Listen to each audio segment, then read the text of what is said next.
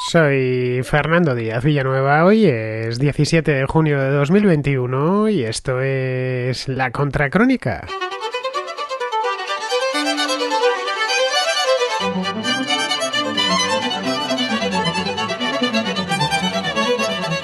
Se acaba de celebrar la cumbre anual de la OTAN en Bruselas. Ha sido esta misma semana, el lunes y el martes. La primera a la que Joe Biden ha acudido como presidente de Estados Unidos. De Washington, Biden se traía varios puntos en la agenda. El primero y fundamental, advertir a sus aliados europeos del peligro que supone China a escala global. Vamos, como si los europeos no lo supiesen. El segundo, aflojar la tensión con Turquía, que es miembro de la alianza desde hace décadas, pero cuyos intereses estratégicos últimamente, desde hace ya unos cuantos años, difieren de los del resto de los socios. Y el tercero, prevenir a la Rusia de Putin del regreso de la OTAN a la arena europea. La cuestión china, de cualquier modo, era el plato fuerte de esta cumbre y Biden, la verdad es que no lo tenía fácil. Donald Trump dejó muchas heridas y muchas suspicacias mutuas en el seno de la OTAN a lo largo de su mandato. Trump no le veía demasiado sentido a la OTAN, esa es la verdad. Aquí en La Contracrónica lo analizamos en su momento y nunca ocultó su desprecio por los aliados europeos, especialmente por los aliados continentales, más concretamente por Francia y Alemania, a quienes acusaba de no preocuparse de su propia seguridad, es decir, de no gastar suficiente en defensa. De lo cual, Biden se sigue quejando porque lo cierto es que los países de la Europa continental gastan muy poca en defensa en comparación con Estados Unidos o con el Reino Unido. A pesar del buen ambiente y de una atmósfera de exquisita cortesía entre los aliados, no parece haber acuerdo sobre cómo equilibrar la nueva amenaza, que es China, con la amenaza tradicional que siempre supuso Rusia. Y además a esto habría que sumarle los nuevos frentes abiertos a lo largo de los últimos años, como el terrorismo o el famoso frente cibernético, es decir, los ciberataques. Aunque esto de los ciberataques podrían también asimilarse a la propia China y a la propia Rusia. En un extenso comunicado se menciona a China casi una docena de veces. Un cambio significativo con respecto a otras cumbres, a cumbres pasadas de la OTAN, en la que a China o no se la citaba en absoluto o apenas se la citaba.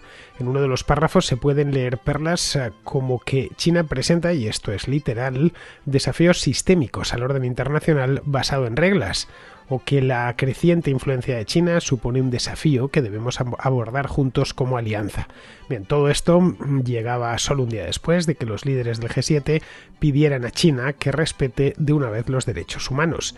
Vamos, mucho éxito me parece a mí que por lo menos a corto o medio plazo no van a tener.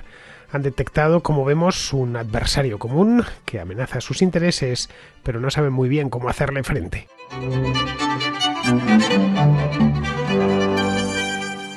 Este lunes los líderes de los 30 países miembros de la OTAN se reunieron en Bruselas. Bruselas es la sede de la Alianza Atlántica. Lo hicieron para una cumbre que todos consideran fundamental. La cumbre de la OTAN ha quedado así emparedada entre dos cumbres. La cumbre del G7, que fue en Londres hace una semana, y luego la cumbre entre Estados Unidos y Europa, que tuvo lugar después de la de la OTAN, y la cumbre entre Estados Unidos y Rusia, que tuvo lugar ayer mismo. Bueno, que se está celebrando todavía en estos momentos. Esta reunión de la OTAN era importante porque después de 4 años de Donald Trump, de gobierno de Donald Trump, muchos no tenían claro cuál es el futuro de la Alianza Atlántica. Esta se había quedado además después de la última cumbre, que fue en el año 2019, a finales de 2019, se había quedado todo un poquito en el aire. El año pasado, con la pandemia, obviamente no hubo cumbre presencial de ningún tipo y por lo tanto no pudieron acercar posturas, más bien todo lo contrario. Así que se había quedado en el aire durante año y medio y había creado mucha expectación esta cumbre de la OTAN en Bruselas, por varias razones, porque hay efectivamente nuevas amenazas, o amenazas que ya estaban antes pero que ahora se visualizan mucho mejor, y sobre todo lo más importante es que por primera vez Joe Biden acude a la cumbre como presidente de los Estados Unidos, porque es presidente desde hace solo unos meses. Entró a finales del mes de enero y estamos a mediados del mes de junio.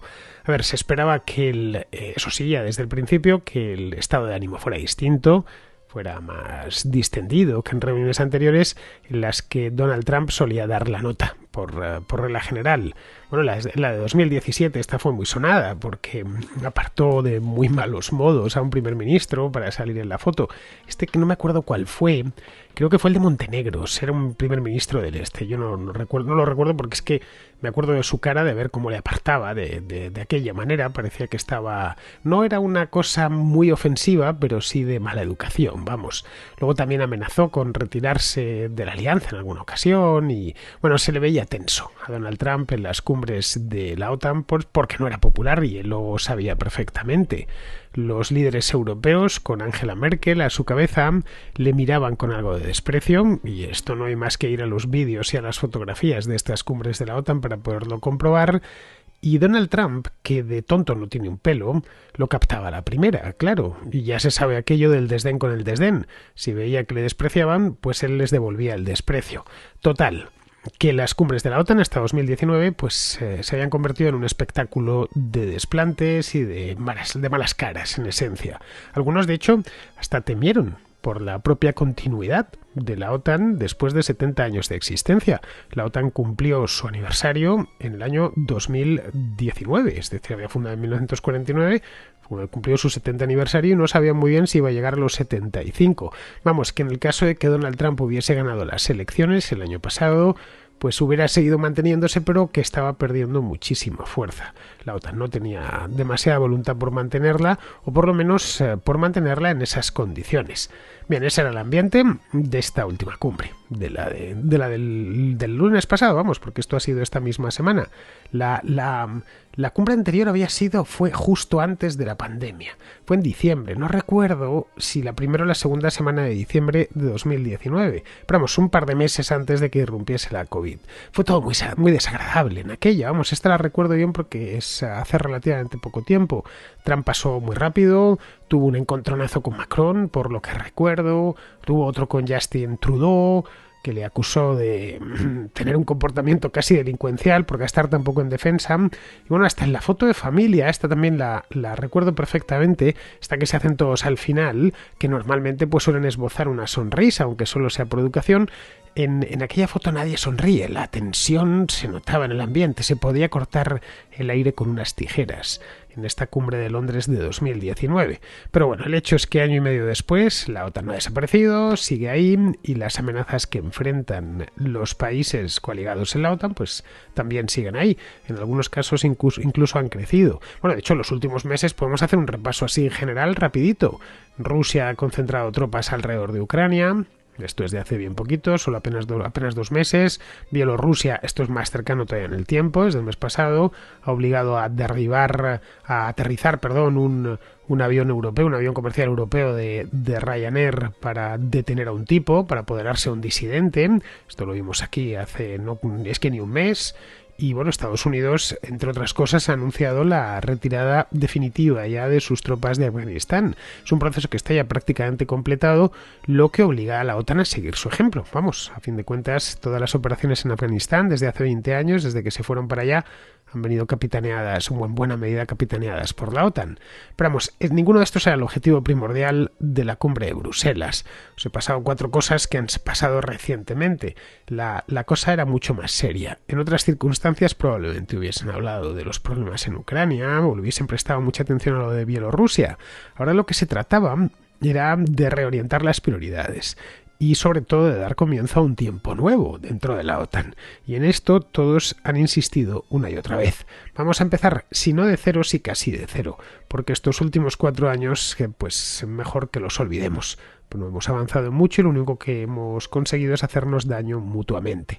La estrategia de la OTAN, de cualquier modo, se actualizó, el concepto estratégico que llaman, se actualizó por última vez hace ya un montón de tiempo, en el año 2010, es decir, hace ya más de una década, en un momento en el que, bueno, todavía se suponía que Rusia era un socio, por lo menos un socio importante, no dentro de la OTAN, pero sí uno de sus principales aliados.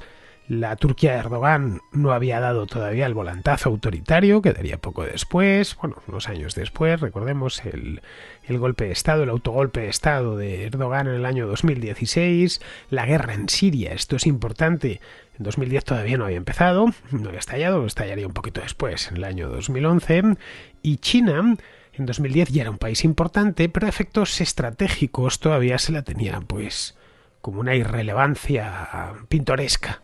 País grande, importante, que estaba creciendo a gran velocidad, pero bueno, a fin de cuentas es un país de mano de obra barata, rascacielos en Shanghái, baratijas electrónicas y que desde el punto de vista de defensa no era nada especial. Estoy hablando del año 2010. Las cosas han cambiado bastante los últimos 10 años, vamos, desde que se redactó el último concepto estratégico de la OTAN. Lo que tiene que hacer ahora esta alianza es ponerse al día, obviamente, lo primero, y replantearse sus objetivos estratégicos. No desde cero, pero de nuevo, casi desde cero. El secretario general, que es de la OTAN, que se llama Jens Stoltenberg, este es un noruego, fue primer ministro de Noruega durante unos años. Este es secretario general de la OTAN desde, hablo de memoria, lo mismo me equivoco, es desde 2014, y si no es de 2014, de 2015, pero vamos, que lleva unos 5 o 6 años como secretario general, los suficientes como para no haber estado en la elaboración del anterior concepto estratégico, pero también lo suficientes como para llevar suficientes años al frente de la OTAN y conocer bien la organización. Vamos, en una palabra, que tiene bastante trabajo Stoltenberg. Y claro, cambiar la estrategia de una alianza militar con tantos miembros, que no son 3 ni 4, es que son 30, esto no se hace de un día para otro. A Stoltenberg le llevará lo menos un año proponer un nuevo rumbo, que ha de ser aprobado, por supuesto, por los socios, y que al final, pues entiendo yo que se escenificará en la próxima cumbre de la OTAN, que se celebrará en España en un año, el año próximo, en 2022. Supongo que lo harán en Madrid, en Barcelona, quizá en Valencia, pero vamos, si de mí dependiese, me llevaría el evento, es decir, la cumbre de la OTAN, a Marinaleda, que es este pueblo de Sevilla donde manda Sánchez Gordillo. No por nada, sino para que su alcalde obsequie a los invitados con unos pimientos de la cooperativa local o algo así. Bueno, dejando las bromas a un lado, la transformación de la hoja de ruta de la OTAN pasa por lo que sus miembros estén dispuestos a gastar. Y no hay mucho más. Puede ser más o menos ambiciosa en función de la disposición de medios materiales que tengan. Stoltenberg, como secretario general de la organización, quiere que se gaste un poco más, que se hagan más ejercicios conjuntos. Los ejercicios son caros, no lo olvidemos, para mejorar la operatividad. Y aquí volvemos a un viejo asunto que ya se trataba en tiempos de Donald Trump. Lo del gasto, vamos, el gasto era un caballo de una fuente de problemas y lo ha sido desde hace unos cuantos años, en tiempos de Trump. Estados Unidos, para que nos hagamos una idea, gasta en defensa el 3,5% de su PIB, de promedio anual. El Reino Unido gasta el 2%, Francia el 1,8%, Alemania el 1,1% y España el 0,9%. En fin, he tomado unos cuantos países, puedo deciros alguno más porque tengo la lista aquí. Por ejemplo, Polonia gasta sensiblemente más que España, gasta el 2% de su PIB, como porcentaje del PIB. Vale, es cierto que estaba peor la cosa hace unos años, hace 4 años, los aliados, tanto en Europa como Canadá, que no deja de ser a todos los efectos, por lo menos a los efectos de gasto, no deja de ser un país europeo, han intensificado por lo menos el gasto, lo han aumentado, no todos los países, pero sí algunos, creo que han agregado un total de 250.000 millones de dólares desde 2016, pero vamos, solo 10 de los 30, incluido dentro de esos 10 Estados Unidos, han alcanzado el objetivo de gasto que se habían propuesto, que era el 2% del Producto Interior Bruto. En el resto, los 20 restantes, están todavía por debajo.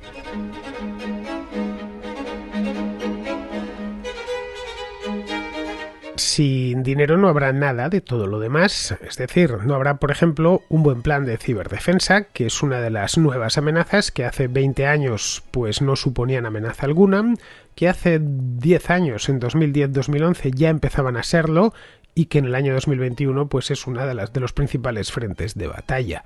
También quieren desarrollar sistemas de inteligencia artificial, donde los chinos van muy avanzados, y todo eso cuesta mucho dinero. Stoltenberg lo decía el otro día. Decía algo así como que China es un país que no comparte nuestros valores, por nuestros valores pues hay que entender la democracia, el libre mercado, etcétera, y que está avanzando a mucha velocidad en áreas clave como la de la inteligencia artificial. Vamos, que no hay que ver más que lo del crédito social chino que están implantando en el país. Y tenía razón completamente Stoltenberg, sus palabras iban ajustadas a la realidad. Occidente no va a mantener la ventaja tecnológica por arte de magia en lo que queda de siglo. Pueden muchos pensar que así será, que a fin de cuentas, pues los occidentales son más listos o tienen una ventaja que va a ser muy difícil superar, pero no, en absoluto. Estar a la vanguardia en tecnología bélica implica gasto, desarrollo, muchísimo, hay que contratar a los mejores, hay que dedicarle mucho tiempo previo y luego apostar por ello firmemente durante mucho tiempo. Es decir, estos desarrollos pueden demorarse años hasta que se vea algo. Bien, esto en Estados Unidos lo saben porque con temas de defensa no se andan con bromas, pero no creo que en Europa lo tengan tan claro. Pero vamos, la cuestión más importante es si la ruptura transatlántica de la era Trump fue algo pasajero o será la tónica dominante a partir de ahora. Es decir, que más allá de esas sonrisas que le ponía el lunes pasado Joe Biden a sus colegas europeos, más allá de esas sonrisas hay algo de verdad. La verdad es que Biden lo dijo claramente, quiere que sea algo pasajero, que olvidemos todos la época de Trump, que empieza algo nuevo. Esta semana, nada más llegar a Bruselas, lo primero que hizo fue, además de manera muy visible y ruidosa, es deshacerse en elogios con la OTAN, justo lo contrario de lo que hacía Trump, y de la misión que tenía además los propios Estados Unidos en Europa. De hecho, una de las primeras cosas que hizo, que ordenó, fue revertir los recortes que ordenó Donald Trump en el contingente estadounidense que está destacado en Alemania y que ocasionó tanto disgusto en el gobierno alemán hace unos años. Luego Biden además tiene otros asuntos en la agenda, o asuntos propios de Estados Unidos, quiero decir, no propios suyos, de la familia Biden. Tiene, bueno, aunque quizá, tratándose de este asunto propio tan concreto, ha estado 8 días de viaje en Europa y este viaje lo ha cerrado con otra cumbre, esta vez con Vladimir Putin. Se han visto no en Moscú ni tampoco en Bruselas, se han visto en territorio neutral, en la ciudad de Ginebra, en Suiza, y solo después, si nos fijamos, solo lo ha hecho, no empezó por Putin, ha terminado con Putin. Antes se había reunido Biden con todos sus aliados. Claro, esto en principio permite a Biden formar, o mostrar por lo menos, un frente común, unido, con el que ya mirar más tranquilamente a los ojos a Vladimir Putin. Pero bueno, no me quiero distraer porque esto es lo último que he leído y prefiero hablar de la cumbre de la OTAN, que es más interesante. Lo de Biden y Putin da para otro programa, eso sin duda. Pero bueno, la cuestión es que, volviendo sobre esto de la OTAN, no se puede satisfacer nunca a todos a la vez. No se puede contentar a todo el mundo. Pongamos como ejemplo el caso del que se ha hablado mucho esta semana, el caso del Nord Stream 2, que es un gasoducto, está prácticamente terminado, creo que está al 90% ya, un gasoducto submarino que va de Rusia a Alemania por el mar Báltico. Este puenteará Ucrania, puenteará Polonia también, y bueno, al ir sumergido, pues incrementará aún más la dependencia energética que tiene Europa, especialmente Alemania, con Rusia. Se llama Nord Stream 2 porque ya hay un Nord Stream 1 que se abrió hace unos años. Bien, este gasoducto, que es mejor que el anterior y tiene más capacidad, la administración de Biden se opuso al proyecto desde el principio. Incluso llegó a advertir de que si eso se terminaba iba a haber sanciones. Pero vamos, ante las quejas alemanas anunciaron que no habría problema, que seguían oponiéndose formalmente a la construcción de este gasoducto, pero que renunciaban a las sanciones. Eso agradó al gobierno de Angela Merkel, pero alarmó a quienes quieren una política más dura con Rusia, que son unos cuantos en Europa, es decir, a países como Polonia o a países como la propia Ucrania, que en general los países del este de Europa, que son muy proestadounidenses. Vamos, ya le gustaría a Estados Unidos que Francia, España, Italia o Alemania fuesen tan proestadounidenses como lo son Polonia, la República Checa y Eslovaquia. Bien, pues normal que se sientan traicionados. De hecho, para aplacarles, Biden se reunió con las delegaciones de Polonia y de los países bálticos dentro de la cumbre. Vamos, todo lo que ignoró al primer ministro de España, que se llama Pedro Sánchez, aunque él realmente se cree que es presidente de algo, es presidente de su Consejo de Ministros y de nada más, pero vamos, que le ignoró, fue un ridículo espantoso, unos pocos metros, que le asaltó, no le dio tiempo ni a pedirle la hora. Bueno, sí le dio tiempo a pedirle la hora y a que se la diese en inglés y que por aquello del Lost in Translation pues caminasen 5 pasos más juntos. Pero bueno, toda la atención que no prestó a gente como Pedro Sánchez se la prestó, por ejemplo, a los líderes de los países bálticos o al de Polonia. Pero vamos, Rusia sigue siendo una preocupación central, como vemos, para los países de la OTAN. Se menciona en el comunicado final, se menciona el nombre de Rusia 60 veces. El comunicado final de la cumbre, quiero decir. Un comunicado en el que se critica, y esto lo estoy viendo con mis propios ojos, la escalada militar de Moscú. Se critica también su anexión a Crimea, que fue hace un montón de años y que es un asunto que ya difícilmente puede revertirse. Se critican los ataques cibernéticos patrocinados por Moscú o el patrocinio también del propio gobierno ruso de las webs de noticias falsas o por lo menos poco creíbles que van dirigidas a Occidente para desestabilizar Occidente. Biden ha dicho ya que es demasiado pronto para decidir si Ucrania debería o no unirse a la OTAN. De hecho, tiró balones fuera, diciendo que dependerá de si cumplen con los requisitos. Pero claro, antes de eso ya dijo que debería resolver los problemas internos de la propia Ucrania, como el de la corrupción. Todo esto lo dijo porque no le quedó más remedio, no es que se lo trajese preparado, es porque se lo preguntaron. Lo dijo después de que el presidente ucraniano, que se llama Volodymyr Zelensky, dijese a los periodistas que quería ya una respuesta de si sí o si no podía Ucrania unirse a la OTAN, algo que están deseando hacer. Pero claro, eso supondría un roce con Rusia muy importante. Otro asunto también crucial es el famoso artículo 5 de la OTAN. Este es el que prevé la defensa colectiva, es decir, si atacan a uno, están atacando a todos. Trump, como candidato presidencial, recuerdo que quería poner condiciones al artículo 5. Ciertas condiciones. La cosa no pasó de ahí, pero bueno, era la primera vez que un candidato que llegó a presidente decía algo parecido. En una reunión de la OTAN en el año 2017, esa que fue tan desagradable, no mencionó el compromiso de Estados Unidos con el artículo 5. Y eso generó, recuerdo, cierta preocupación entre los países europeos. Bien, pues esto ha cambiado. Biden dijo textualmente que el artículo 5 lo toman como una obligación sagrada y que Estados Unidos siempre y en toda circunstancia estará ahí. Claro, el problema ahora es que los ataques ya no son con tanques o con bombarderos aéreos. No. Bueno, nadie osaría atacar a un país de la OTAN con un cazabombardero. No. Ahora hay ataques devastadores que se pueden realizar desde la red.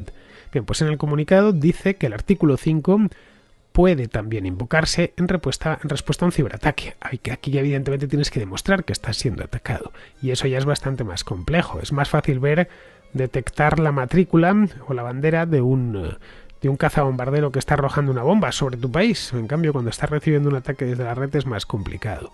Claro, aquí habría que preguntarse quién está capacitado para realizar un ciberataque. Sudán del Sur o Laos, pues obviamente no.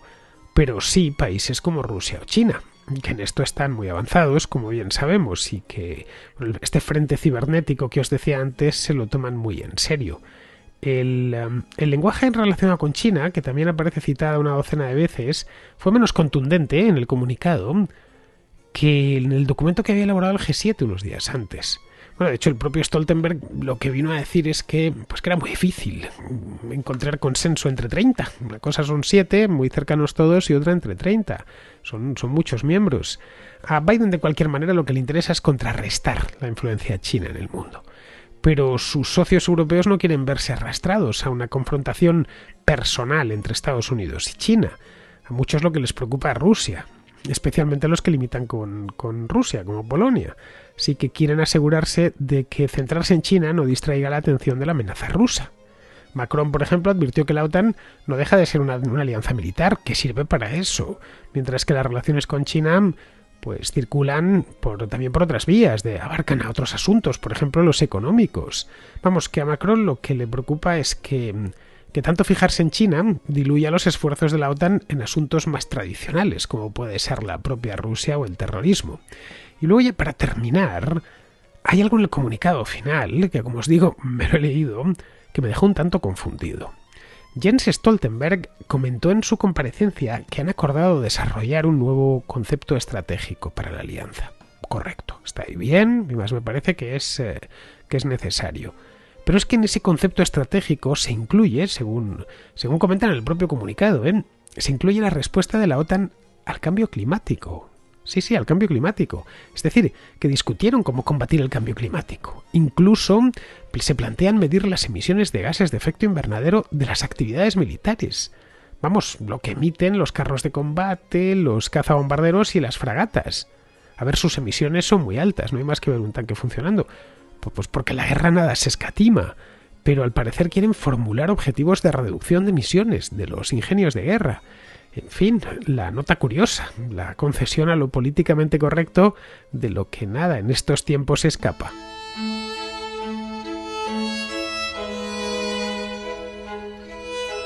Vamos con la contrarréplica. Empezamos con Miguel, que quiere responder a Israel, que el otro día nos hablaba de la leyenda urbana que dice que los correctores de los exámenes de selectividad miran con mejores ojos a los examinandos de los institutos públicos.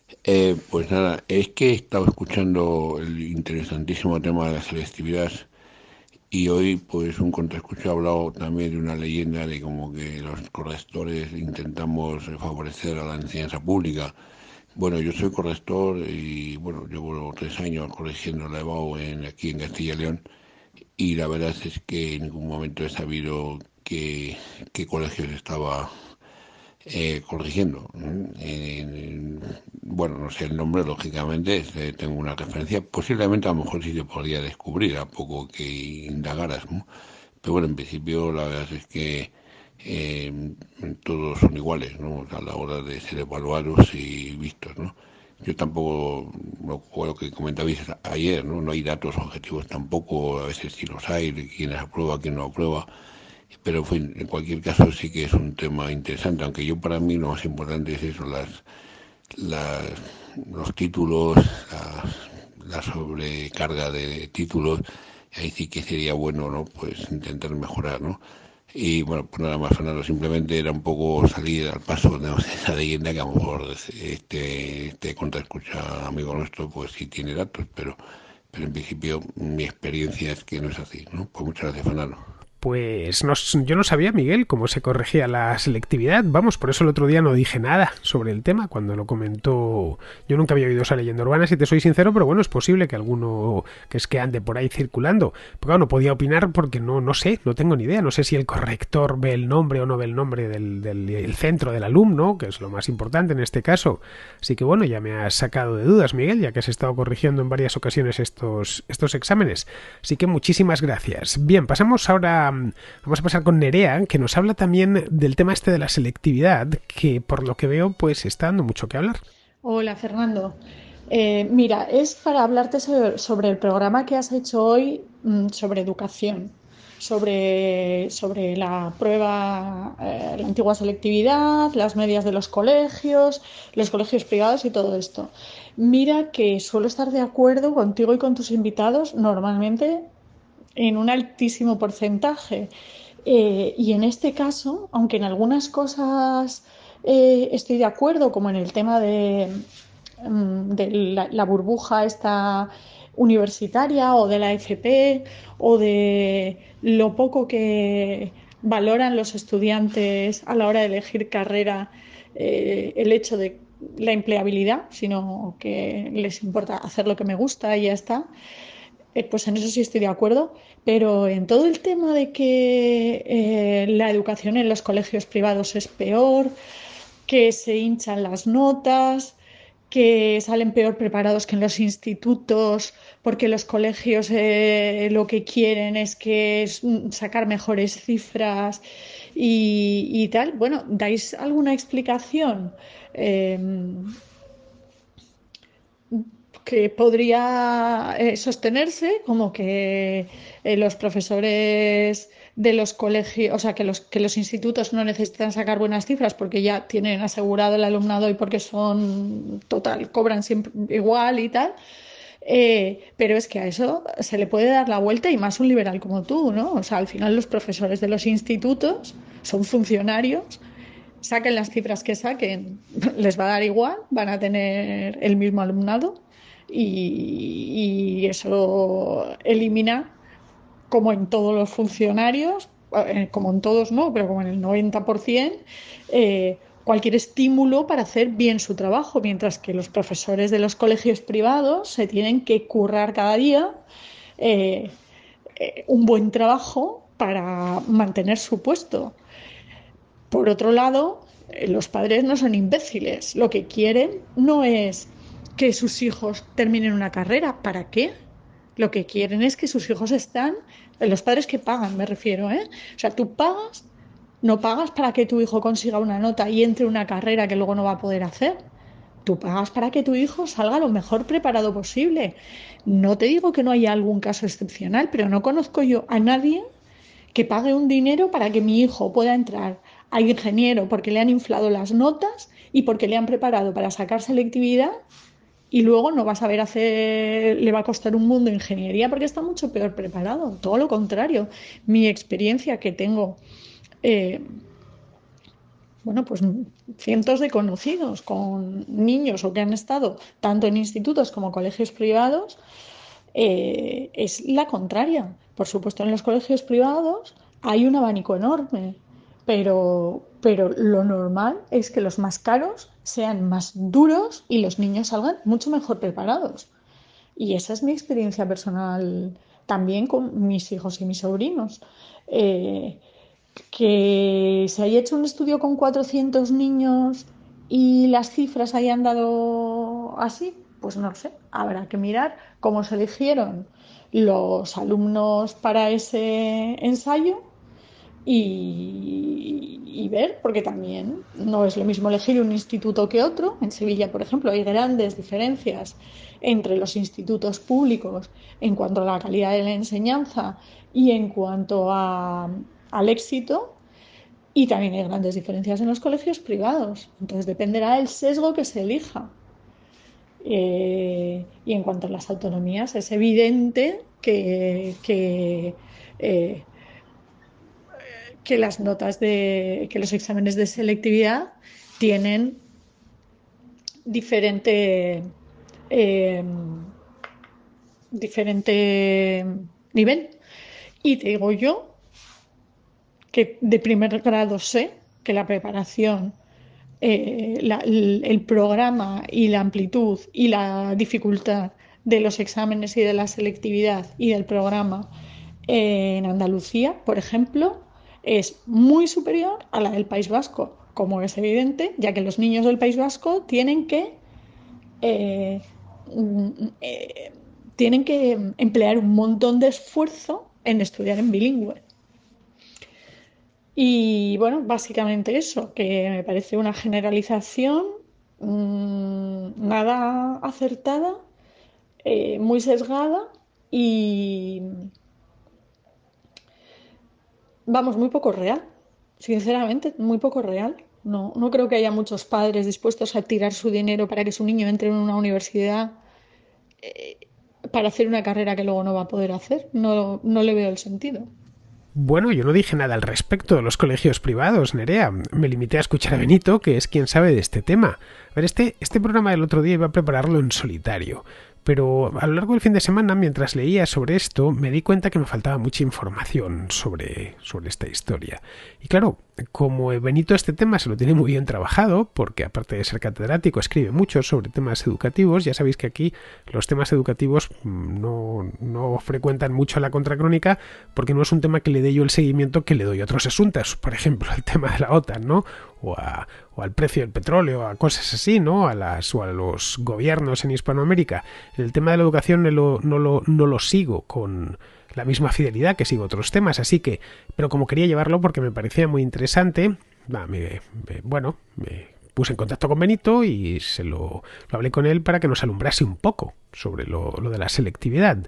Yo, como entenderás, pues hace ya muchos años que hice la selectividad y en aquel entonces ya se decía, y esto sí lo recuerdo, que los colegios privados verían con las notas infladas.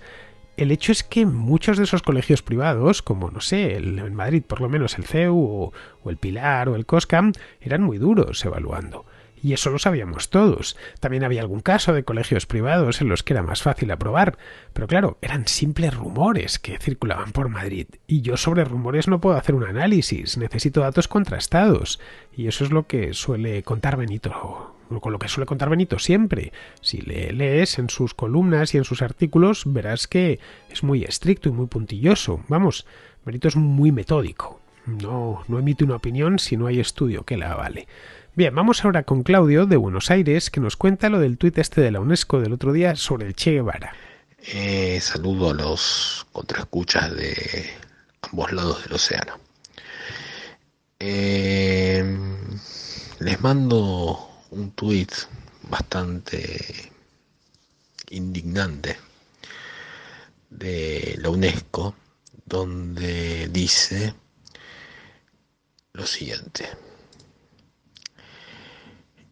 tal día como hoy nacía en Rosario, Argentina, Ernesto Guevara de la Serna, conocido como el Che.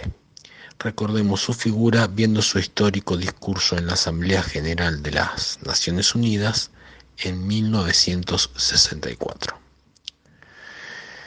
Y ponen el video de el famoso discurso del Che Guevara en esa ocasión.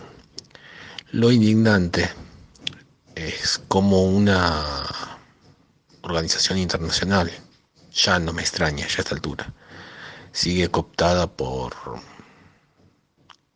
falsos ideales y demás que indignan, porque en ese discurso mismo, o en otra participación de ese mismo día, el Che Guevara se jactó de fusilar a opositores y demás gente en Cuba.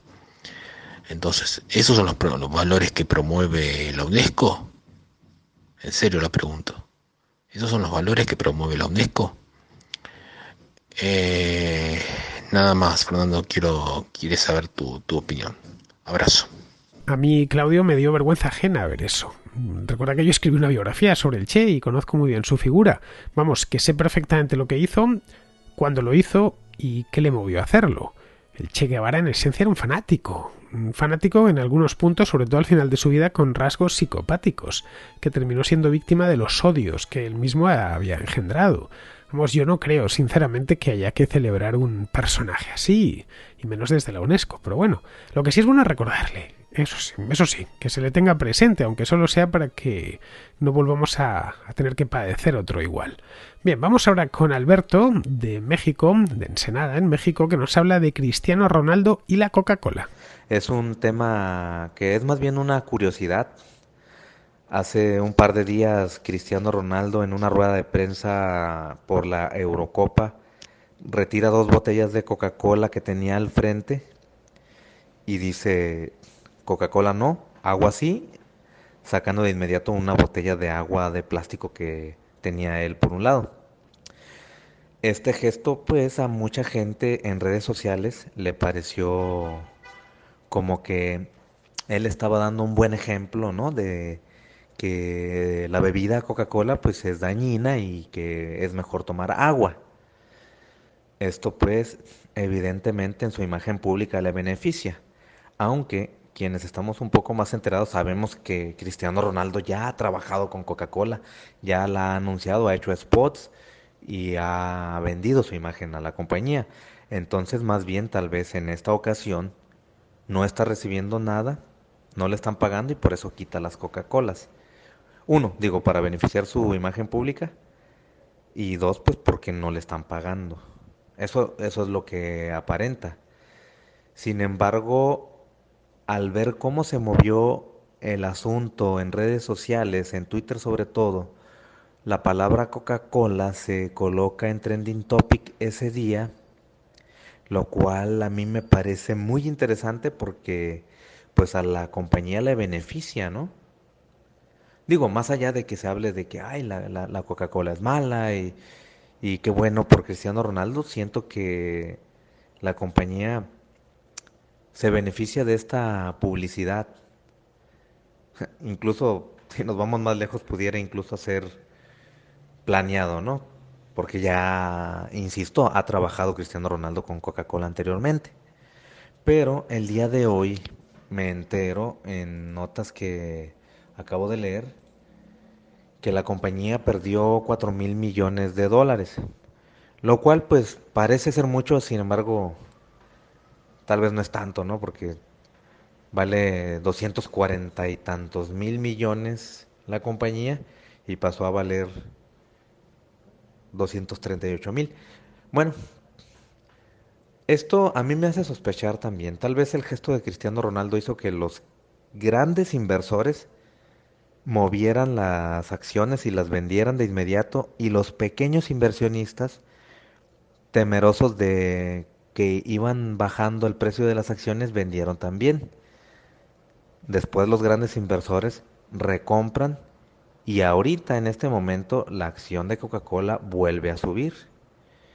No lo sé. ¿Qué opinas al respecto? No sé si tengas alguna opinión. Gracias y un abrazo de nuevo. Buen día. Y síguenos regalando más programas. Saludos. Pues no lo sé, Alberto, no sé yo la información futbolística, pero vamos, supongo que apartaría la Coca-Cola porque no le patrocina. Y claro, no quiere aparecer con ella. Vamos, que quien quiera hacer emplazamiento de producto junto a él, que pague antes, que se retrate. Cristiano Ronaldo, como los principales deportistas mundiales, es una empresa en sí mismo, con facturaciones millonarias. Estoy convencido que lo hubiese hecho igual si le hubiesen puesto una botella de zumo de naranja de una marca concreta. Y fíjate si el zumo de naranja es saludable, pero si no han pagado, pues no han pagado. De cualquier modo, The Coca-Cola Company no solo vende Coca-Cola, es una gran corporación con sede en Atlanta que vende otras muchas bebidas como Fanta, Sprite, Aquarius, esta bebida isotónica, Nestea, los zumos Minute Maid también son de Coca-Cola. Tienen hasta una marca de agua mineral, por lo menos en España. No sé si en México, aquí es la marca Aquabona. Vamos, yo creo que cualquier español ha bebido en alguna ocasión agua Aquabona. Que la Coca-Cola propiamente dicha es solo una parte de su negocio. Supongo que lo diría en definitiva porque no estaba cobrando por ello. Bien, pues ya terminamos. Vamos con Pizarro, que nos habla de la inflación. Que aumenten los precios al reactivarse una economía que estaba bloqueada por una pandemia era algo esperable, ya que el consumo estaba maniatado y los estímulos han sido excepcionalmente extraordinarios. Por lo que hasta cierto punto este alza de la inflación era algo deseable como señal inequívoca de la anhelada reactivación económica. A partir de ahora toca enfilar uno de los dos caminos posibles: insistir en los estímulos que han demostrado ser eficaces reactivadores económicos y asumir la inflación como un mal menor, o retirar los estímulos ahora que la economía no los precisa y concentrar esfuerzos en la contención de la inflación. Para los políticos es el insistir en los estímulos la opción más tentadora, ya que pospone toda decisión impopular. Pero ¿qué pasará realmente? Es algo que toca esperar, rodeados del optimismo que invade el actual ambiente de recuperación. Un cordial saludo de Pizarro. Y con esto, queridos amigos, ya damos por concluida la contra de hoy, bueno, de hoy y de esta semana, porque, claro, estamos mañana viernes ya y los viernes toca contrahistoria. Esta semana, con esto de que he tenido que pasar un día afuera, he estado en Andalucía, en Sevilla, y aproveché ya el viaje y me quedé en Córdoba, bueno, pues a cenar y a dormir, porque a la mañana siguiente me volví a Madrid para preparar el programa de hoy, obviamente. Por cierto, si lo queréis ver, hay un vídeo que subí ayer, una a la contra, hice un comentario breve sobre actualidad política andaluza y luego el resto del vídeo ya lo dediqué con esta cámara estabilizada que me compré hace unos meses. Bien, el resto lo dediqué a enseñar un poquito Sevilla y a enseñar un poquito Córdoba, poquito. Ya me hubiera gustado enseñarla más, pero es que he estado apenas 24 horas por aquellas tierras. Me ha parecido muy poco, pero vamos, si le queréis echar un vistazo está en mi canal de YouTube. Entre tanto, pues volveremos con la Contracrónica el sábado, pero eso sí, mañana tenemos Contrahistoria. Hasta mañana, amigos.